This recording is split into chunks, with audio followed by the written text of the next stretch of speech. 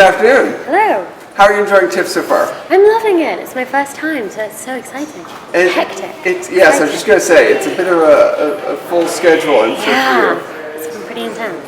So, I was speaking to Osgood about the film and about you basically jumping into the role. What did you like about the character? What was spark for you? I like that. I mean, at the beginning of the film, when we first meet Rose, she's very much internal and very much involved in her own dramas.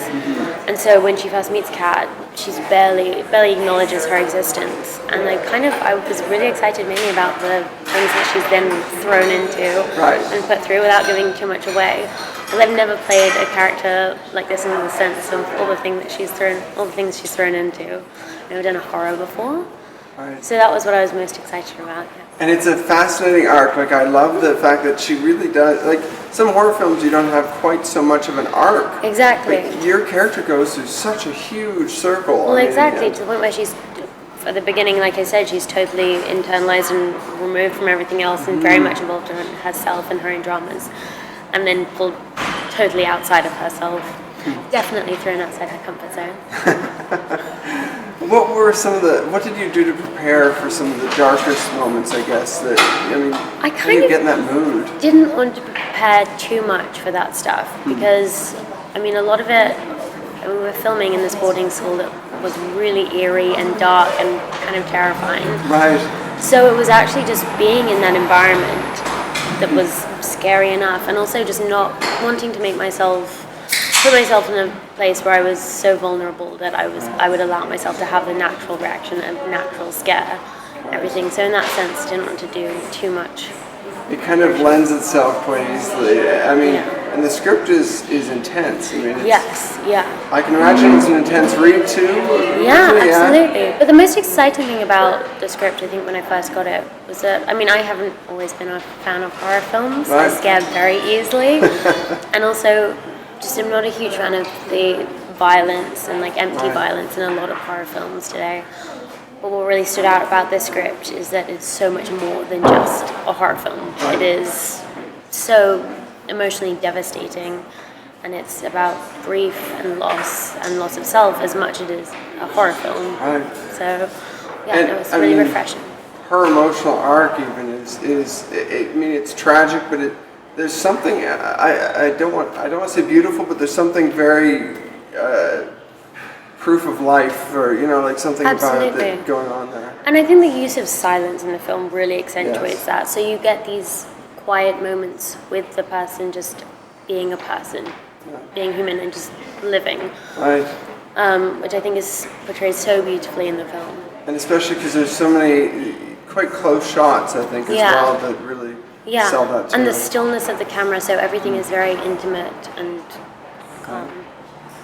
And you were lucky that you weren't necessarily outside too much in February near Ottawa, which was pretty intense, cold. especially in a horror film where you're doing a lot of night shoots. The 3 a.m.s in 4 feet of snow was pretty intense, but the best cast and crew to be doing it with, so I feel very lucky. Cast members weren't as lucky, mind you, but... No, that's the thing, I'm very lucky. I didn't have to be out in it for too long, but Emma was in minus 40 or something insane, so... Wow. So much respect for her. So how did you enjoy working with this team? Obviously you don't spend a lot of time with everyone, but you had quite on this set, it was such a great crew. We were so lucky and such a lovely cast. I think there was such a sense of unity on the set because it was such a passion project for everyone. Everyone just loves this script and is so dedicated, and everyone was so fantastic at their skills. And so that was really great. It was such a great vibe on set. And it really speaks to me to the indie project, that sometimes you don't get this with bigger films, that the indie project is close-knit. Yeah, absolutely, and especially when we're kind of short on time as well, so everyone is doing their best to do their best at their job, so there is a very strong sense of community and helping one another and closeness. So we were very lucky. What was the hardest part about doing the film?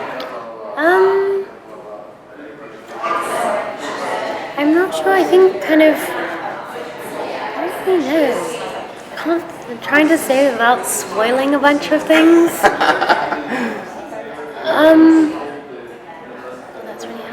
guess just kind of getting.